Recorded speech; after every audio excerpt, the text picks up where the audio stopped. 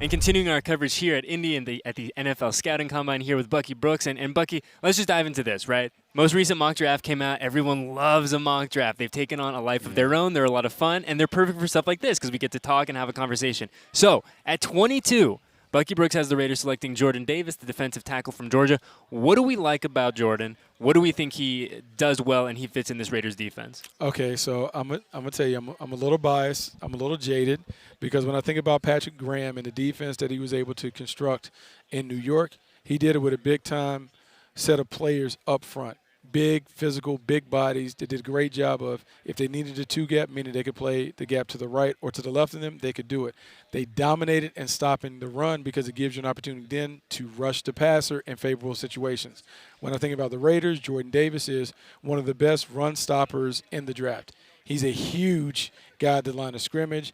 That big body stuck in the middle of that defensive line will allow the linebackers to run and chase. It'll make the game easier for Max Crosby and Yannick Ngakoue, and it will give the Raiders an opportunity to really get after it in those obvious passing downs. You know, you bring up Patrick Graham, and Patrick Graham, a guy that we're still getting to know, right? It's very early in the process for us. It's been just, 3 weeks now since we announced him as the defensive coordinator. When we look at a Patrick Graham defense, what kind of characteristics stand out? I know that Josh McDaniels talks about being multiple all the time and kind of being able to merge to the opponent and kind of go week to week and have a different look. But when you think about that defense, what comes to mind? So look, it's gonna be a lot different than what it looked like under Gus Bradley. And Gus Bradley did a really good job with the defense. He did a really good job of streamlining it, making it very simple so the guys could play fast. This is what I would call a thinking man's defense, meaning that the guys who come over and play in this defense, high football IQ guys, they have to have tremendous football aptitude because it changes each week. When we think about their defensive game plans, they're like snowflakes. Each and every week looks different.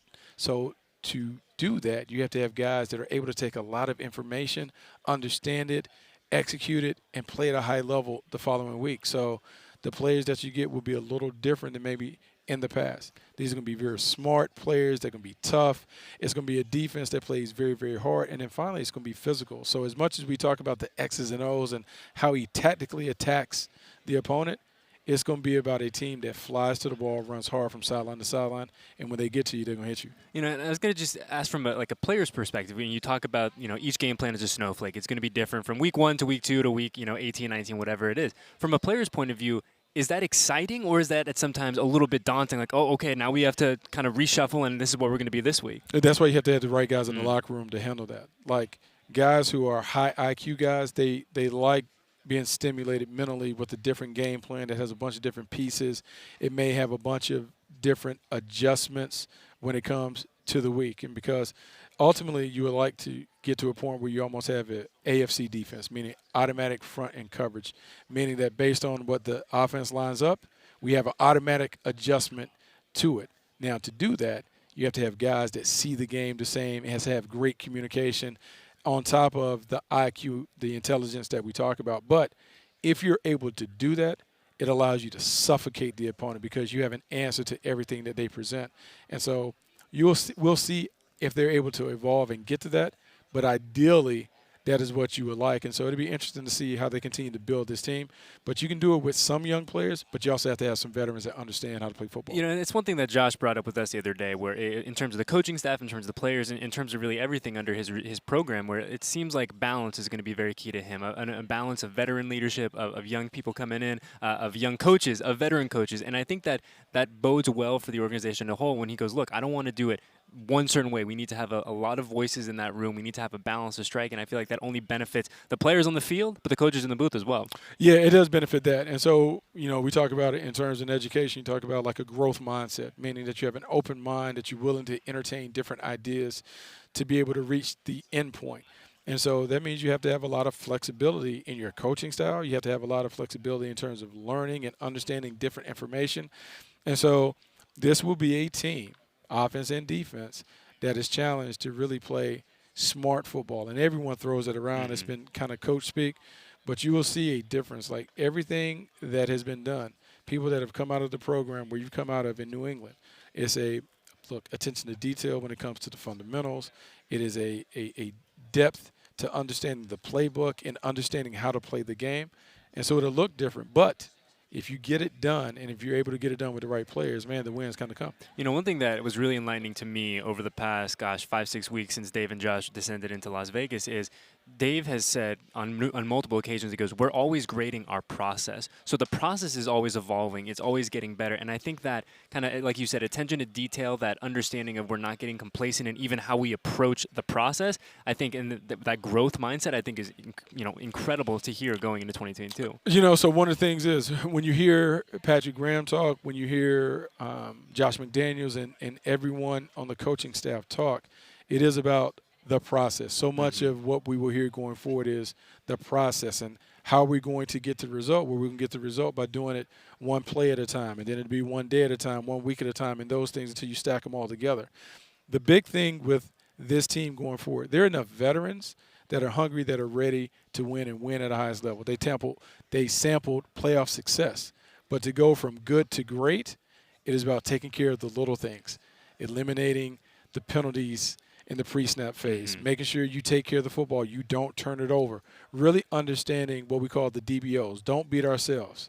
Penalties, turnovers, silly errors, blown coverages, and all those things. You tighten those things up, you win, because most of the time if you don't beat yourself, your opponent will implode. And so we will hear that talked about over and over and over again as Josh McDaniels and those guys get the team onto the field. I mean, and that's really the goal, to go from good last year and an incredible season for so many different ways for that guys for the guys in that locker room, to go from good last year to great this year. But Bucky, we talk so much, and we do it every year. We focus so much on the first round pick for obvious reasons. The Raiders are 22, and we're going to talk a lot about number 22 over the next couple weeks and months. But when we look at the totality of this 3-day event, there is a chance for every team, the Raiders included, to get better across the board. So when you kind of have begun your evaluation, when you look at this draft class in totality, what positions really kind of jump out to you and say, hey, this is a really a good year for position X? It's funny because there are 3 areas that are probably the deepest position. I would say offensive tackle class, the pass rushers, the edge defenders, a ton of those guys. And then there are a million pass catchers.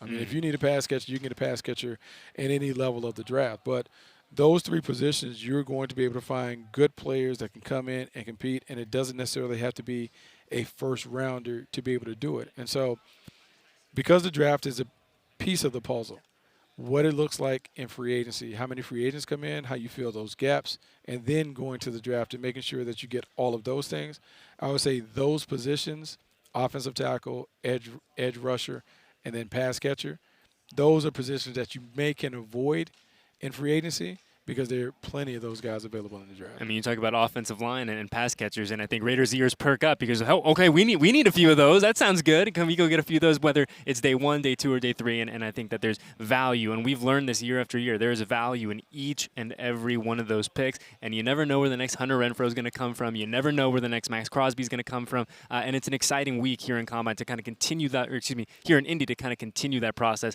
as we get to that last weekend in April. Yeah, it's really exciting, and it's really exciting. Day 1, obviously, we're going to have a chance, and everyone's going to talk about the quarterbacks, but there's so many playmakers on the perimeter available, and we've seen it. You talk about Hunter Renfrow really emerging as a Pro Bowl caliber player, and I don't think anybody saw that, particularly coming late stages in the draft.